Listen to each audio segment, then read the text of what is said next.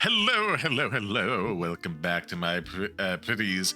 Today we're going to go into episode 3 and 4 of the war between the land and the sea. And oh boy, is it a roller coaster. So many ups and downs. Well, mainly the two between the episode, but hey, it's better than all down. Digging into the earth. Oh my god, I barely even want to talk about episode 3. You know? It's just, yeah, I know exactly what you mean. Legitimately, like, we watching it, able to dig into the pedantics of, like, each thing, you know, as reacting. We got, like, so much content. The stream has gone on for so long now. But, Jenna Squat. There's so little substance that actually fucking happens in episode. Like, 5 minutes tops. I feel like the thing we want to talk about the most from that episode would in fact be, besides like stuff with Kate, would be like set up for going into like episode 4. Cool. It's wild. It's exactly, you can like, it's just like the previously on for episode 4 on episode 3. That alone you can watch with maybe like another minute or two, and that's all you need of episode 3. I would say for like the very end of episode 3, once they land, and use that to like the previous song to catch up on all the other inane bits. Yeah. You know? Yeah, I mean, otherwise you'll miss You Could Be Heroes for One Day joke, but otherwise, you know, not much going on in that previous episode. Yeah, there's... I feel like there mention really is stuff. just nothing to say about it, apart from it's just a big filler episode for episode 4. Well, yeah, but it's like a mini-series. There shouldn't be a filler episode. Exactly! There's only 5 episodes and one of them's filler. It feels like an entire waste to have them like trapped in like a bottle together, essentially, and not spend time doing character work, establishing a character and getting us to like everybody for like what happens later. Turns out there's a traitor amongst the midst. Exactly, it doesn't make... It's like... They're down there. It's like it says that it takes them. I think he said it takes them like 7.5 minutes to get down all the way to the sea floor. I don't remember that, and you could very easily say it takes longer for them because like it's not like the best technology for it, you know. Just like have it take some time, have them be together, do character work. They do the briefest hints at it, but not like anything in depth. And like I don't care for any of the characters, so like the reveal of the traitor doesn't really mean anything, nor do everyone else presumably dying, you know? It's all just like meh, mundane, you know? Yeah, it's... I just don't... I'm trying to think of anything more than just that preview, and then just a slightly expanded preview, and that's it. They managed to have this like globe that's sent down to them, and even the people in the room are questioning why a globe. And they don't go into it any further. So like, why? They say like, oh, so they can see the world as they never had before, but again, like the technology isn't that in advance. Like they didn't. It does get mentioned in episode 4. They didn't really study the stars all that much, but they surely would have like mapped out the Earth, if not like in the past, and then like in the present as well, hacking satellites as they seem to do. Exactly. They can easily hack satellites with those impossible peril things they have. Again, it just seems like cheap and lazy writing. Oh god, episode 3 was abundant with that. Yeah, it was like so many things you could tear into so juicily, and some of it in the start of like episode 4 as well. I feel like the only other thing I want to mention of like episode 3 before we start like mentioning the thing that then leads into like episode 4, which is like honestly where most of the joy is for us. It's just like the relationship between Kate Stewart and the boy toy, who does, you know, Colonel something. What's his name? He just needs to be referred to as a boy toy because he's dead now.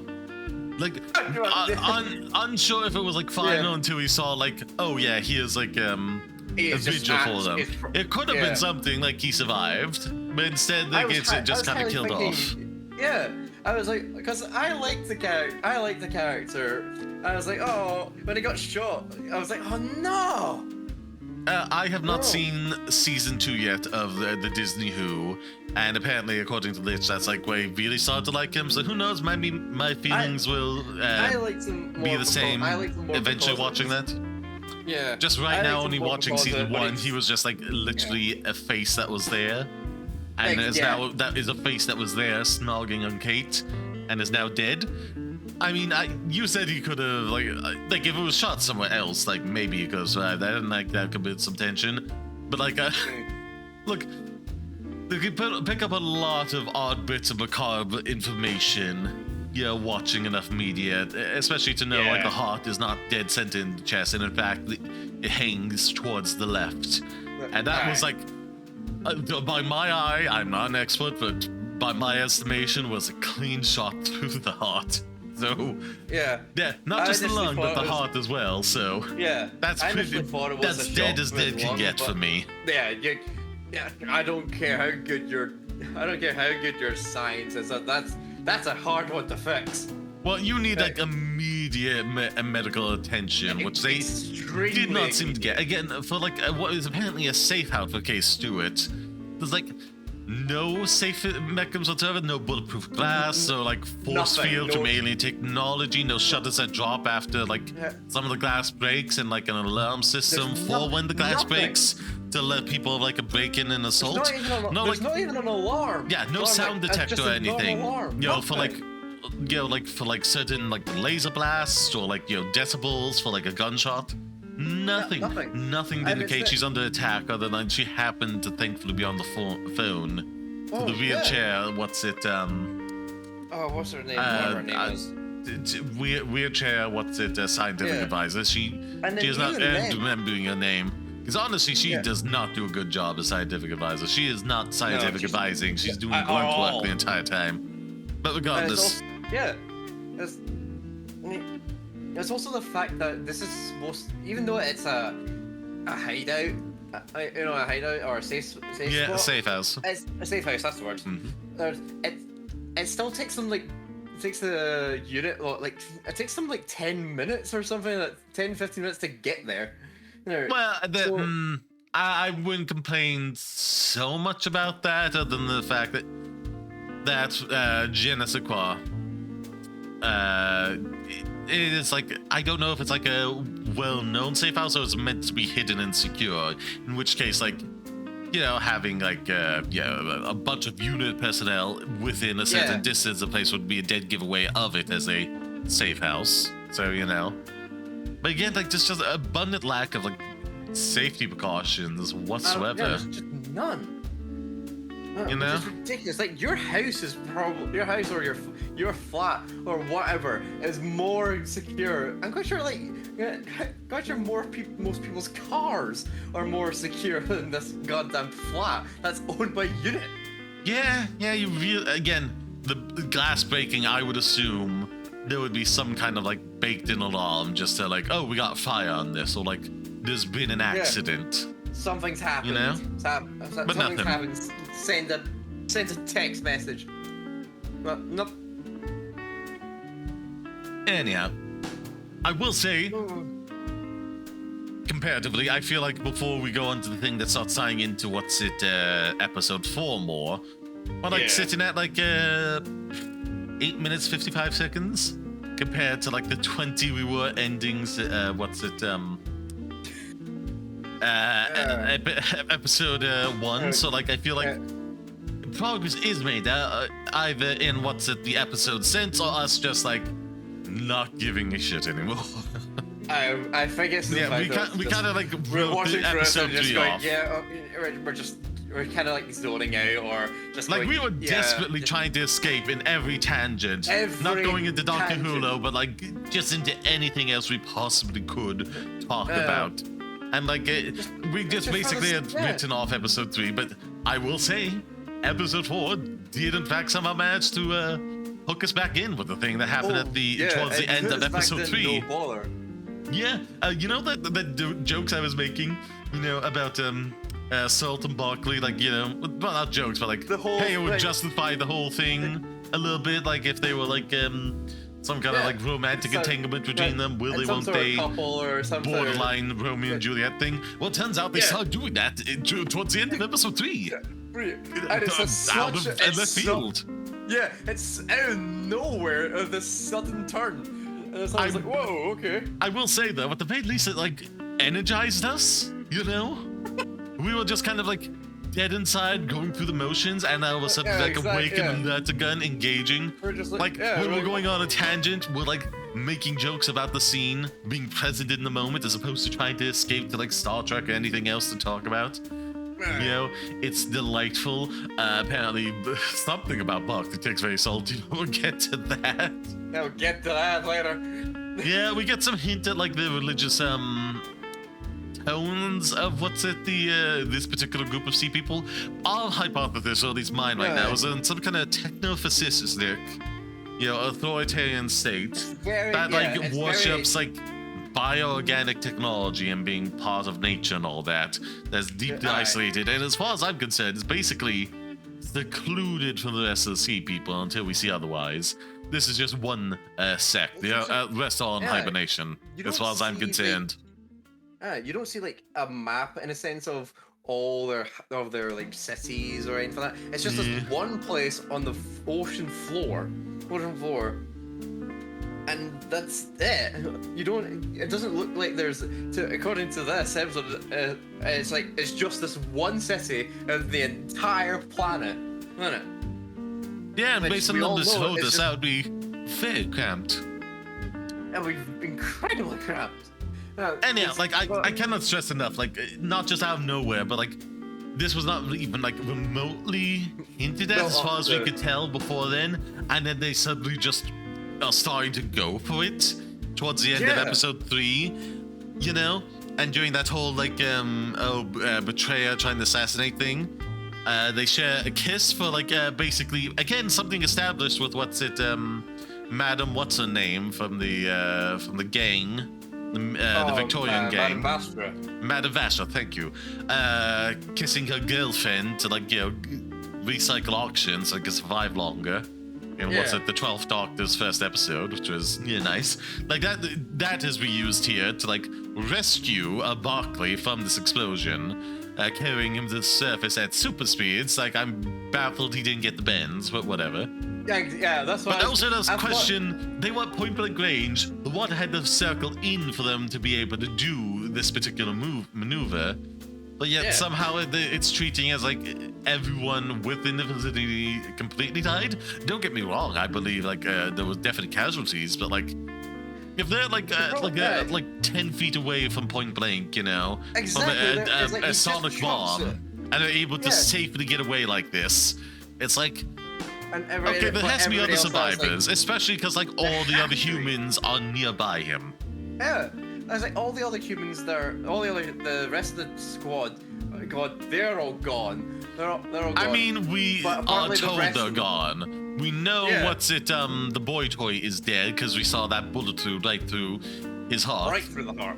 Yeah, but we don't see the others dead. We just see Barclay get away, so they may be held hostage. Who knows?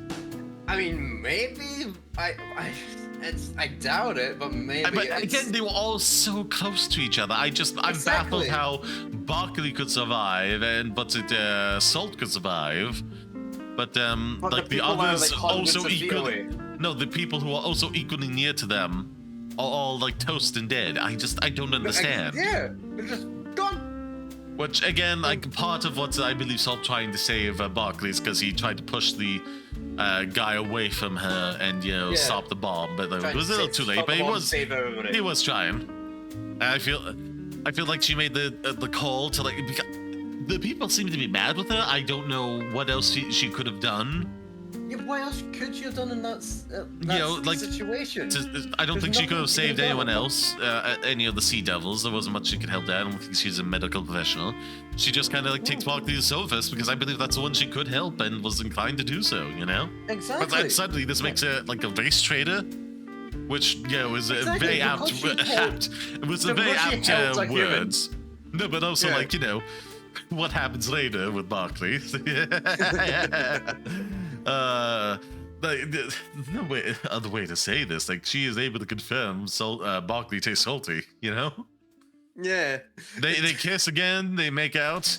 Off screen, it is heavily implied. She bounces on that thing. Implied, which is the reason why episode 4, when selecting it, comes up with a parental guidance warning.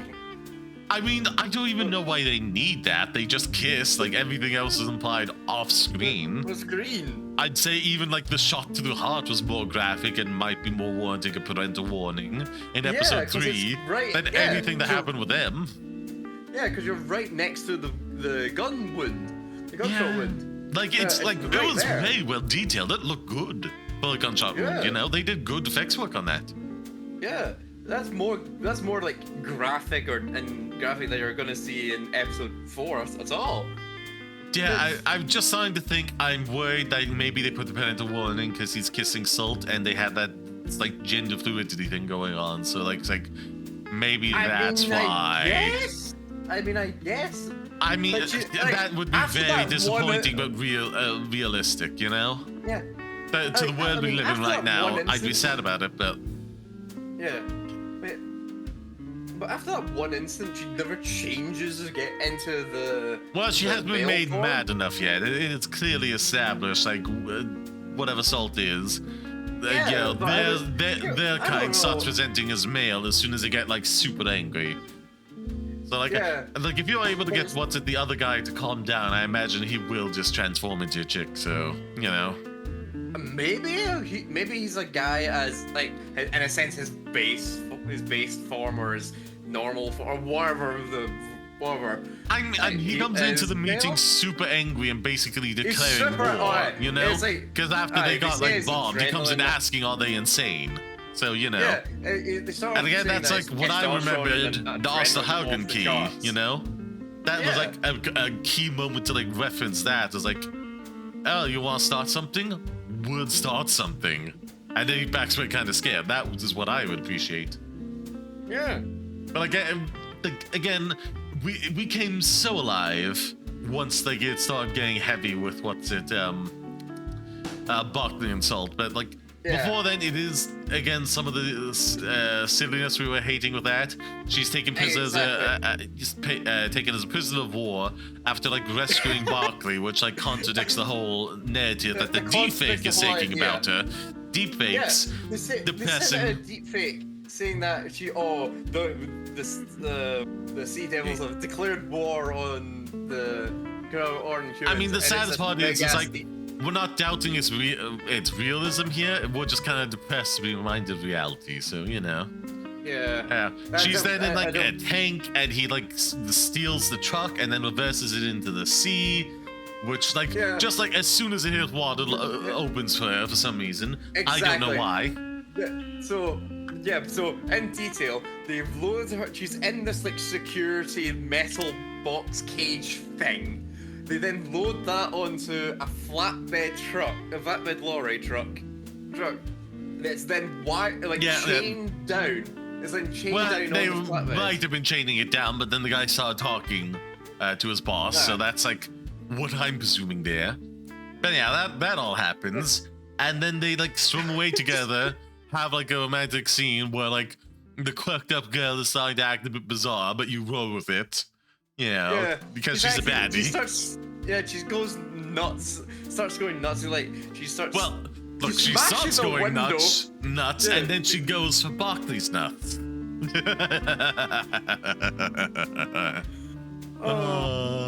And again, well, at this moment, we are live in the scene. We are taken away briefly to watch Kate Bishop mourn the dead. Very moving and effective. But we're like, the main thing energizing us is just like the implied sex scene between Salt and Barclay. It's like, again, it brought us such hope and joy. I don't think it turns it around to make it an amazing series so far, but if I could keep this up for the last episode, I'd at least give it like a 5, a mid 5. It pulls itself around towards the end. I mean, again, they have a very cute moments of wanting to be the witch of like the lake and the Witch of the waterfalls, and when in that's North Wales, it's like living at the waterfall, and that's like adorably cute, and I love it. And then they mug a guy for his phone, you know. And the call, and that's the part where it goes down. That was clever. I wish they stole the jacket though to help disguise Salt a little bit. They probably should have just stolen any old car, you know. Yeah, exactly. You know, any car that they could have unlocked with the magic pearl thing. I would have immediately I was assuming it was a double bluff to like get them in one location, and they'll just steal any old effing car. Obvious. You know. Yeah, it sounded so obvious as like, oh, we'll lure them away here so we can sneak on by. It said the actual plan, which is sad. But it did give me the good line of like Salt like diving into the ocean and Barclay running to the edge, pleading with all his heart, "You won't swim alone. I'll find you. You won't swim alone." And it's like, I'm loving this. Why wasn't this like the case for like? Why exactly? It's like, why was this not the focus point of the series? I was like, that could be like as you said, it could have been a brilliant like wee Romeo Juliet sort of thing. I definitely like retrospectively had introduced because it seemed to be a generic one at the beginning. I would have introduced the Salt there in episode 1 at the little beach thing, and just have them kind of like lock eyes for a moment, you know. Just get a vibe from each other, you know? Yeah. And then, like, have, like, 1 or 2 moments where we don't go super into deep to it, but it's very heavy-handed, like, you know. There's some tension, there's some sexual romantic tension going on here. Just brief, but, like, blatant, because, like, it feels absent whatsoever to the point where, like, episode 3, when it does come up, and they go into it, it feels completely out of left field. It makes no sense. It doesn't make no sense. It's just out of left field. I like it though. It's like you're watching a bad show, and then suddenly you get like Christopher Walken something and giving a good performance, like at the 40-minute mark. It's like, okay, I kind of wish it was like there from the beginning, to make the whole thing more enjoyable. But I'll take it. I'll take him at the 40-minute mark. I'll take as much as I can get from here on out. I won't complain. Exactly. It's like, and it's in a sense that these 2 episodes were then, in a sense, like subdivided into 2 more episodes. You've got the really boring, terribly written first like 35 minutes of episode 3. You've got the badly written like first 10 minutes of episode 4. These are like, and then all of a sudden, for the rest of those 2 episodes, I don't think it's like poorly written. I just don't care to like it that much, you know? Some of it is realistic, and then like Barclay, like after the connection he made and like kissing on the way up and having his life literally be saved by her, feeling indebted, and thus like having to after like Kate Stewart like after he like told her and like came testified as a witness saying like it was a bomb brought down by this other guy, we had nothing to do with it. It was an attack on them that I barely made any dent on, and like her refusing to let them him talk to like Salt at all seemed to guarantee the outcome of like the jailbreak, but whatever. That was kind of frustrating, but I wouldn't necessarily bad. Whereas like episode 3 is like legitimately very bad. It's like so much wasted time, so much padding, so much padding where they could have had actual character work to get us like to actually care about the characters they're introducing here just for this episode, to like then get surprise revealed by the traitor. Like, don't make it unclear, like, who knows about what's at the orb thing? Just saying it's being sent as like a diplomatic gift, but like nobody really gets it, so you wonder like who's gonna be in on this, if anything's going on. It's a smoking gun, Exactly. It would have been. It's so much better. So much better. Like, you could actually like utilize, like, instead of just like padding, have the whole thing there. You shouldn't, and it's the fact that it's just the simple fact that there is padding in a miniseries, Again, like one of the things we were saying as well, like that could have been better, is mentioning his mother died of cancer, and I probably would have. Yeah. I talked about this in the thing, but I'll reiterate here because it's gonna be a standalone video. But Genesis Qua instead, like, have him talk to Jenna when he brings up like having to sign a will, and like mention like he had to look after his mother with cancer, and saying he talked about having this feeling of like having a sort of Damocles hanging overhead, not sure if she is going to survive and make it out alive or die at any moment, and say that, I can now understand and relate to how she feels. I now perfectly get that. Have the general ask what happened to her and say it was terminal. Exactly. That would have been like so impactful, tied all together and made sense. Whereas like when it just gets mentioned, he seems to have been break down and just throws out left field like Pocket's head. It's like what? What? Yeah, the bad kind of left field where it kind of line. distracts and makes you question it. Not the good kind of left field that makes you happy to have anything new in. It just adds. He adds in so quickly because he's like in a sort of like panicked round state. He adds it in so quickly that you. It's just very confusing, and you see like bad ADR as well. It's like the episode 3 is rife with bad ADR. Yeah, like the ex-wife character is clearly like shouting at him and being energetic when talking to him, but the ADR is all calm and subdued. It's like quiet what? And calm. That's not the body language is saying, but whatever. Exactly.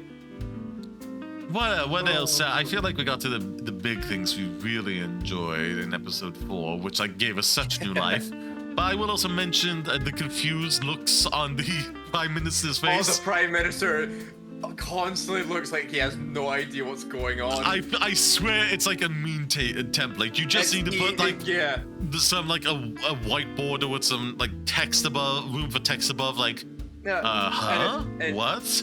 I'm the Prime Minister? Prime Minister? Like the head tilt and like the close-up with him just hanging his mouth open. Head tilt. It's like wow. The head tilt, but also like the close-up in like episode 4 with his mouth just hanging open and his eyes darting about the place. It's like so good. It's so good. He has no clue what he's doing or why he's there. It feels like he just woke up from coma, was told he was Prime Minister. He's like, this has to be a joke, right? Wow. Wait, what? What's going on? How did this all happen? He looks like he's just constantly... in his mind, he's like 14 in the body of the old man. That's Prime Minister of the UK, and there's no clue why. It's so good, even though it's like, to react to, not necessarily in terms of, quality writing.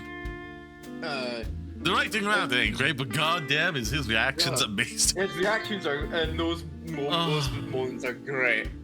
Okay. Yeah. But I think that's like, anything else to go into is just like minutia. That's like, your VODs will be up on your YouTube channel eventually, I think. So that you can watch the whole thing on the channel soon, and if you're willing to go through the 3.5 hours, 3-4 hours per episode that we were doing. Yeah, again, so many tangents to escape in the episode 3, and then in episode 4, once all the stuff started really going down, I was like, yeah. Again, we were joking about it, episode 1 and 2, and saying it would be something to make this a little bit better, and I was right, it did make it a little bit better. It took us completely by surprise. We were joking about it happening in the scene where it was happening before we realized what was happening, we paused to tell a few jokes, continued, and I was like, wait, what? It's actually happening? Exactly. We were like, whoa, okay, okay. Wait, okay, then we're going. What's okay? Yeah, I did. Look, man, if nothing else, that alone saved the series from being god awful for me. Yeah. This is not writing. It's not good. It's not great. There need to be massively working to the other things for it all to pop better and feel better. In terms of the plot of it, but in terms of the emotional connection between them, I would have established a bit earlier. But as it is now, it's saving the series from being god awful for me. Being as bad, if not worse, than New Who season 1 and 2. as is now, it's actually like rising above that because it's giving me something to actually care. And was like those seasons, like season 1 and one instead of season 2, are giving him nothing. I'll give him nothing at all to care about, to be invested in, and in fact have all the nitpicks and worse. Except except worse. It is worse because it actually has like more consequences to the show. You know, long term. Like again, like bringing back like what was it? Not Vecna, but the God of Death guy. What's his name? Oh, what's it? Omega. No, Omega. That's a different guy. From the first season. First season,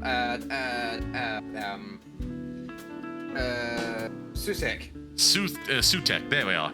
Yeah, like bringing him back, like in this very specific way where he never properly died, like can create a lot of continuity issues with like all the spin-off media that's decided to use him since. Yeah. When you could have easily introduced him in any other way that, like, you know, didn't create those issues. It would have been wildly easy to avoid. And then from what I understand, with like Omega, like they completely butchered that. Oh god, it's butchered. He literally is like a mind of pure antimatter that exists because he believes he exists. And they bring him back as like an undead zombie body, and it's like with no sentience or intelligence to him whatsoever. Right.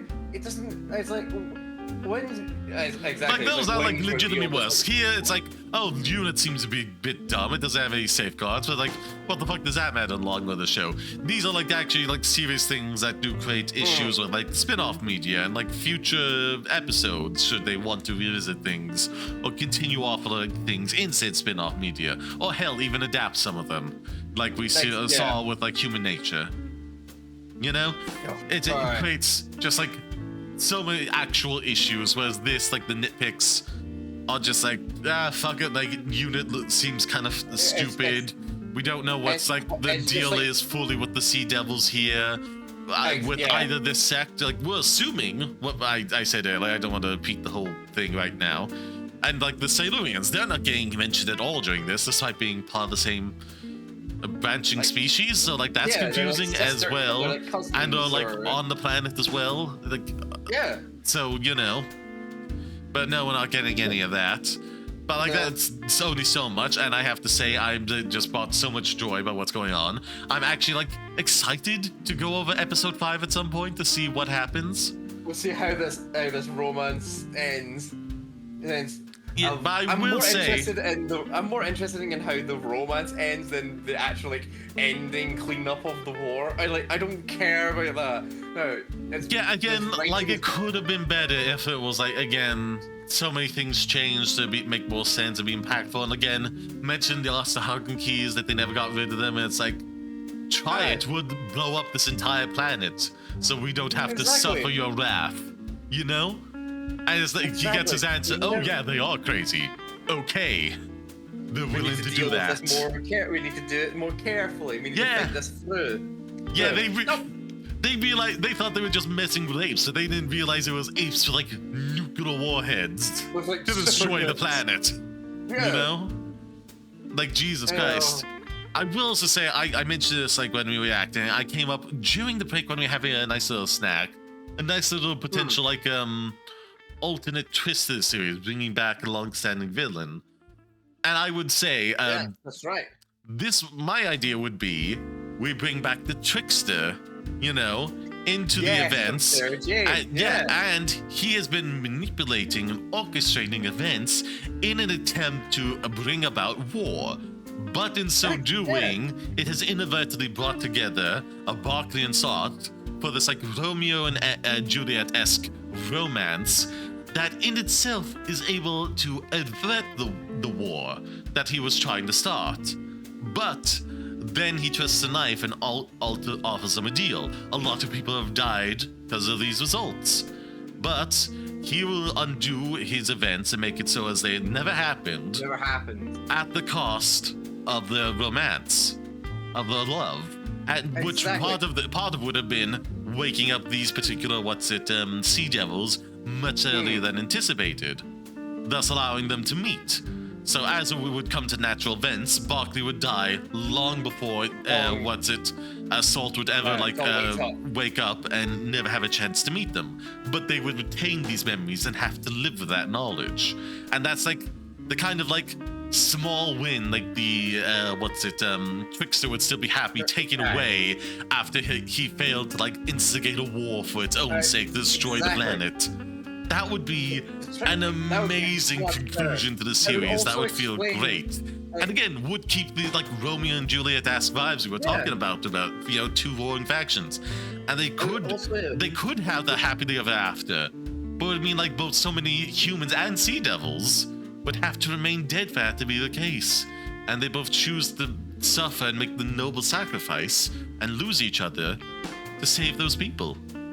Exactly. That would be amazing. That would be brilliant. And also the fact that the Trickster is all behind it all, you can then realize all these things that these nitpicks that we complained about. You can then say, oh, well, that's the Trickster's influence on them. That's why they're being this basic paranoia, this extra little push, the self-destruction for its own sake, not for reward or financial gain. Just for pure chaos. From like other people's their interests fighting against each other, leading to destruction of the world, like a meteorite hitting the planet. Like that. I feel like that's the kind of thing he would attempt to do, and then, may as well, try and make an omelet out of these broken eggs I was trying to harvest. Exactly. Give me your love for each other, lose out on it, and I'll do all my actions, thus saving everyone who died because of this. It would be amazing, and I'm so mad. I'm so mad that I keep writing like better. Like eating a sandwich, I think up of like a better story that is presented here by Russell T. Davis and a long-time contributor as well, Peter McTighe. Yeah. It's a long-time contributor to Doctor Who, but most of his stuff has been mid. I can't think of anything that's like super great, but at the same time, it's not Chibnall level either. Before he took over the show, where I could think of just like losing it completely. I'm not sure how much of a boast that is. Well, at least it's not Chibnall. I mean, it is technically a boast. The best kind of boast, technically. But yeah, that would be like so good. That would be so good. It would be fun to see the Trickster again, because like people do love him for the Sarah Jane Adventures. I know there's like some complications with the writer, but like if he's not like actively working and getting work with it anymore, it's just worried. I feel like we need to bite the bullet. Because like the Trickster is like just such a good storytelling engine for these acts of pure chaos that we can see the destruction, but then have a way to undo it and fight against it. Where the people like revoke the Trickster's like deal and go back to like the death or destruction. Yeah. Or just like even like smaller tale stories where like he's not always after like the big prize, but after just something little, because like he's hungry and he wants it. Exactly. That would be amazing. It doesn't always have to be the big deals or like he's such a good potential storytelling engine as an antagonist. Yeah. And also like good voice acting and whatnot, but he does have a look that makes it very easy to like again, I hope that the actor can come back, for as long as he is able to. But like he has a look that makes it very accessible for him to be recast long term, such as Davros, as opposed to like Time Lords, who we can bring in new actors for, without having to justify beyond a generation. Like you need like distinctive looks in order to then thus mask it with like other characters who are not Time Lords. And the Trickster fits into that slot perfectly, right alongside Davros, It would be so good. I cannot stress that enough. It would be amazing to just hear whispers throughout the first couple of episodes, just pushing people ever so slightly, mischances. You can see like just like the screen darkens to the side of one character, hiding ever so slightly something in the peripheral vision, and they just missing things by chance. Exactly. All these like subtle odd anomalies, leaving a big question of what's going on. they can also be cracks in the people who make the deals, like, because they remember both in a sense the new timeline and the old timeline. Well, again, I think this would just be like Genesis Core. What's it? And what I'm suggesting. Where was I? Salt in Barclay for like making an omelet out of it, like the broken eggs. He's not even making a deal necessarily with anyone in order to bring about the end of the world like he would previously. He's acting even more subtly now, just subtly massaging events along the way, causing incidents here and there. Again, like causing this group of sea devils to wake up much earlier than anticipated, and this be an active threat in the world. And like making everyone slightly more paranoid or slightly more hungry for their self-interest, for money, for power, for profit, you know, to satisfy their ego and so on and so forth. You know, I would also like a neat little thing of like the alter timeline instead of like daughter that we have throughout the series. It's like a son instead. You know, once like things are like altered back like to like never died and he never had any impact. Like it's one of the ripples. You're not sure how it affected in such way, but like one of his ripples just led to a slight change of events that they have like a different kid, but still divorced. And it's like, that would be super neat. It's all these things that... again, people yearn for the trickster. People yearn for the trickster back. Like, what's it, Ruby Sunday wanting to be like a kid of it. Him basically doing a take-two of what he did with Sarah Jane. Exactly, yeah. Like, people yearn for the trickster. They yearn for him. And I know, again, like, the writer that, like, gets credit for him ain't the best person. But again, you don't have to involve him in any episodes. You don't have to, like, you know, give him any writing jobs anymore. Just whatever royalties he's owed and just, like, move past it, because you can really do such amazing work with this character. He's so... I know. I don't know if it's, like, if it's like, will they pull the trigger, or because of this, because of the links to him? It's like, oh, we'll just do like passing references or passing like names, but we'll never actually show the trickster. I feel like the part of the vibe is like, you know, you're seeing the altered world and then you're seeing like the devil that benefits from it. I feel like the impact just wouldn't be there unless, you know, he's there tempting people along, offering them their salvation in exchange for like dire consequences to the rest of the world or time and space, you know? It just doesn't work if he doesn't have any presence, you know? He needs to have just that. Like he's got to be there actively, like trying to tempt people along. He's got to be there. Him just for the look, the vibe, the voice. You know, it all adds like a iconic flair. I hate that it's tied to something so problematic, but we just gotta bite the bullet at this point. You know.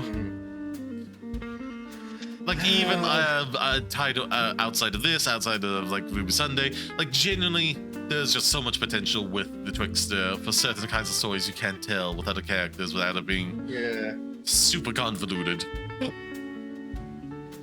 Oh well.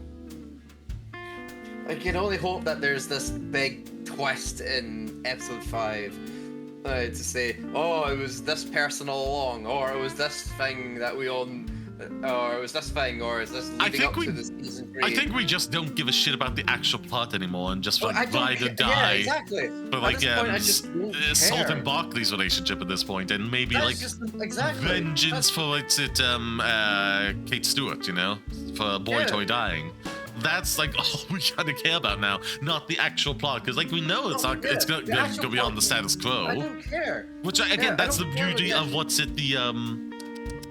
Genesis Quad, the Trickster, you know? Like, it makes, like, resetting the status quo a twist of the knife that actually hurts, you know? Yeah. As opposed to being, like, you know, part of the course. It's like, oh, God, we have to do this, because, like, so many people died during all these events that we have to, do this to save them. Despite how much we love and care for each other. both like humans and sea devils, you know? Yeah. You know, from both like Salt and Barclay, which like it shows how the love like transcends like the species and like unites them. They both care for like the other side dying, not just their own. Like, and that is what makes it so tragic and beautiful and sad. And oh no, God, I hate Russell T Davies phoning it in. I hate it. He's phoning it in ever since the specials, and I hate him for it. I know. I don't understand. This is the guy that gave us classics, timeless classics. Again, during his first run, and then he produces this. But like, just compared to the specials, like, oh my God! I know. Like within the space of like a couple of months, he's like going from producing like some golden material. May not be everyone's favorite, but I damn love it. Up until like the Barbie generation, which seems to be like half-assed way to like get a multi-doctor story, but whatever. If like again, if 14 just kind of died as residual thing, that could work itself out. Yeah. But like then, like at the last hurdle, his word sentence comes out. He doesn't want like David Tennant to have a sad departure again. So like I guess he's just stuck around in the background forever now, and like, and then like the worst stuff he brings out now. Well, what's it like? The rest of his run, it's like, why? Where did the passion go? Where did the drive? There's nothing Could there. we not get David Tennant and Catherine Tate to like be executive producers so he could feel happy? Is that what would have taken? Is that all it would have taken? Probably. Just some time hanging out with him. I just I was exactly. He's like, oh wait, hang on. This is not what like a doctor would do. This is not what he would say. Or no, he would do this instead. He would do this instead. And he was just like, oh, it just feels like the essence of Doctor Who is now just being withered away or diluted to a. It's like the finalization, you know. Like like you felt like substantial differences like between 9 and 10 because like again they were going what's it like despite his best efforts 9 was wearing his bleeding heart on his sleeve and like 10 was actually managing to do a better job of hiding it most of the time and had to be coaxed out to reveal it. So that felt like a substantial difference and like the different vibes of the actors and all that, like that felt substantial. But then like you get to like 9 and 10 and 11. There's still a lot, but there's like some similarities I think great. And then it's like 11 to 12.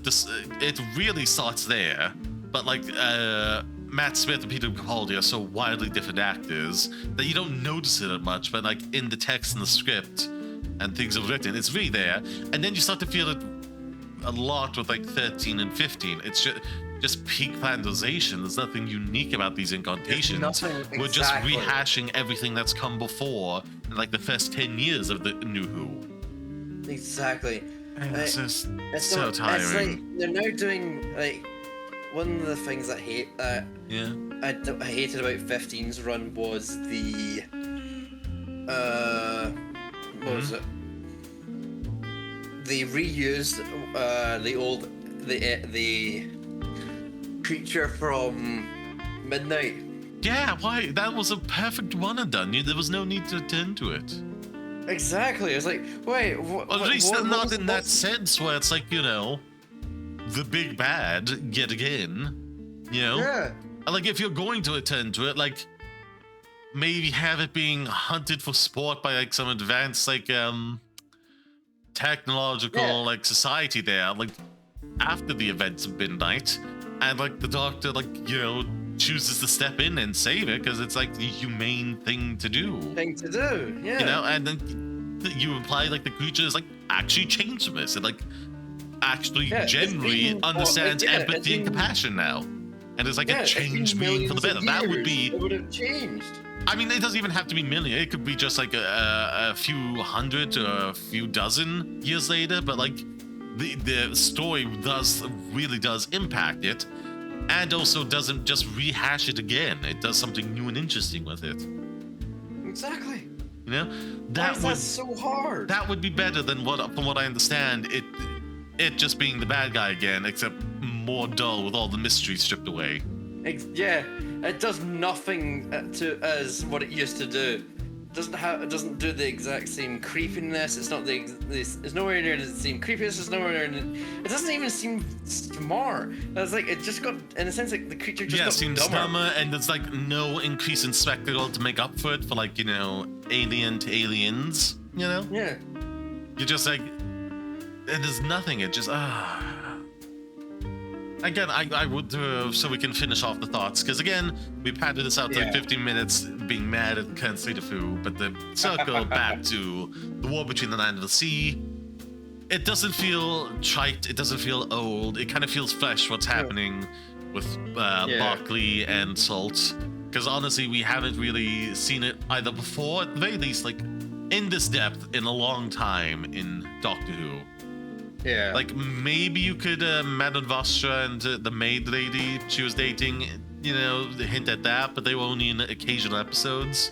But then again, more episodes than these guys would have, but they're never the main focus, The stuff happens, I do feel for them and care for it, but, like, there's a difference when it's, like, your side characters and, like, you're the main characters of the story. And, like, Salt and Barclay are the main characters of the story, and it feels still fresh and impactful. And like it's turned us around on like episode 4 and made the end of episode 3 enjoyable, and it's got us hopeful for something for episode 5. You know, it has turned the series around for me from like a 2.5 to like a 5.5. Kind of mid territory, but I got something to hold on to latch on to. I think like the metaphor I said in the reaction was like, oh, like you introduced Christopher Walken at the 40-minute mark of a film. Yeah. I would have loved him a lot sooner. Sure, okay, but like I'll take as much I can get from him this point on. As much as I can now. He's now suddenly sustaining me through this film and making me enjoy it quite a lot. In a positive sense, not a negative sense. Like, again, as much as I do genuinely love them and love them giving me reactions, I don't think it's like a positive enjoyment of the series with those dumb looks, as much as I truly do with pure joy love them, I don't think we can describe that as a positive association with the series. No, I can't see it as a positive at all.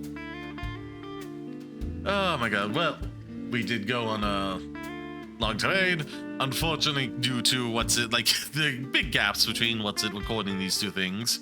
The holiday season hit, so slow down the model artist. It's still coming. It's still coming. The Goon Beta outfit, but he'll be here eventually. As it stands now, I've got the edit 90% done. I just gotta copy and paste a bunch of music as a background thing, and that'll be up on the channel. Some point tomorrow we'll probably share the link to it in the next stream and whatnot. Lich's YouTube channel up and running. Go check all that. Go check out all my stuff on via my link tree. I can find all over the place on all my channels and all my socials, the Twitter and whatnot. What else? Oh yeah, be sure to hit like and subscribe if you haven't already. I probably should mention that. Leave a comment down below and hype the video. Thank you very much. Tell us your thoughts and feelings on this episodes. Tell us, have we missed anything out? Or what euphemism did you use for what's in Barclay and Salt banging? Yeah, what would you have done instead? What would you have used instead? We need new material for future streams. Yeah, I immediately went to that new classic bounce on it. Really tasting the salt. And again, Barclay, what was it? Said she tasted like a sunset or something. Horizon. There we are. I don't know how to. Don't know what that means. I think he has synesthesia or something, but what that's implying. It's not the lips are salty, my friend. It's not the lips. Again, such joy from that. But yeah, do all the good stuff for both the respective channels. And have a wonderful, whatever time of day it is for you. I'll simply say, ta-ta, Wiedersehen, until we meet again. Bye-bye, my pretties. Anything you everyone. Wonderful. Bye-bye. Bye.